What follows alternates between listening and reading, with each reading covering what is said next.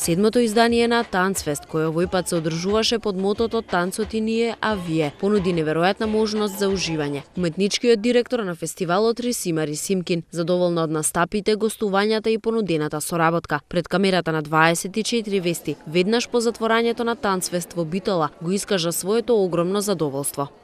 Па, навистина сум среќна, бидејќи имавме прекрасна програма и прекрасна публика, како во Скопје, така и тука во Битола. Честа да го отвори фестивалот годинава и припадна на познатата холандска танц компанија Скапино балет од Роттердам. На сцената на македонската опера и балет, едно од најдобрите европски и светски компании, со 3 нови извонредни продукции, Холанд, Браво Чарли и Бисвинг, покажа дека јазикот на танцот е универзален и разбирлив за сите, а неговата моќ, освен во интернационалноста, е и во убавината. Настапот на Скапино со особено воодушевување го проследи холандската амбасадорка Симоне Филипини. Таа додека била ученичка, свирела виолина заедно со оркестарна представа токму на Скапино и тогаш се родила нејзината голема љубов кон модерниот танц. Според неа современиот танц го отсликува општеството и придонесува кон подобро разбирање на истото. Понатаму на Танцфест 2011 настапија и танцови компании и балети од Загреб, Косово и Санкт Петерсбург. Фестивалот го затворија студентите од Танцовата академија во Скопје, кои од септември работат во рамките на Универзитетот Есра. Тие на сцената на Националниот театар во Битола настапија со впечатливата представа Меѓусвет.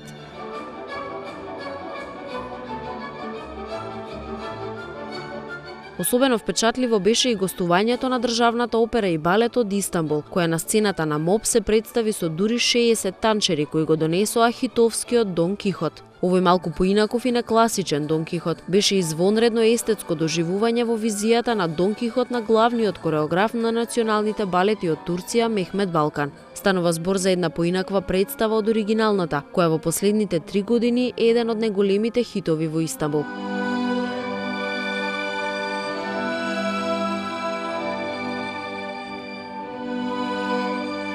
Представникот на гостите од Турција, кореографот Мехмет Балкан, истакна дека му е особено задоволство што неговите танчери настапуваат токму во Скопје, градот кој според него преку срцето и крвта е поврзан со Истанбул. Истакна и дека преку фестивалот, кој е позитивна презентација на Македонија, се прават културни мостови со целиот свет.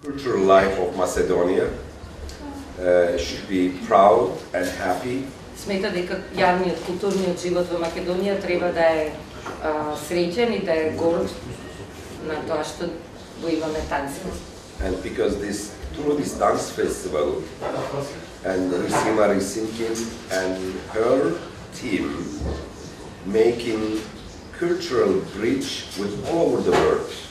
Бидејќи преку нашиот фестивалот, мене и мојот тим, целата екипа на фестивалот се прават културни мостови со целиот свет. Годинава представите се играа во Скопје и Битола. Неопходен беше буџет од 6 милиони денари. Опфатени беа сите видови танци. Видовме современ танцов израз, мултимедијален и една класична представа. Забележано беше присуството на кореографи и представници на врвни танцови ансамбли од цела Европа, како и на председателот на Меѓународниот комитет за танц при УНЕСКО Алкис Рафтис. Сите се сложија дека фестивалот придонесува кон развојот на танцовата сцена во Македонија, но и на нејзино представување надвор од границите. Фестивалот годинава врачи 2 награди на самото отворање на балетскиот педагог Елисавета Кушовска и беше врачена наградата Менада за врвни достигнувања во областа на танцот. Горда сум на моите деца, што со успех ме представуваат мене и мојата земја, дома и во странство.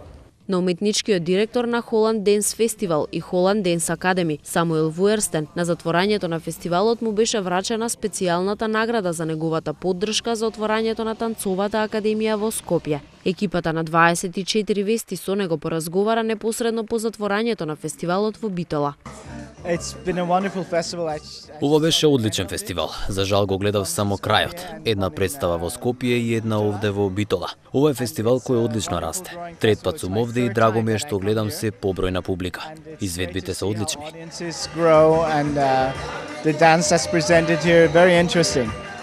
The award is a great honor. You know, it's Наградата која што ја добив ми направи огромна чест. Речи се и да сум застрамен, бидејќи мислам дека не правам доволно за да добијам едно такво признание. Тоа беше многу љубезен гест. Наградата ќе однесам дома заедно со многу убави спомени и со многу гордост.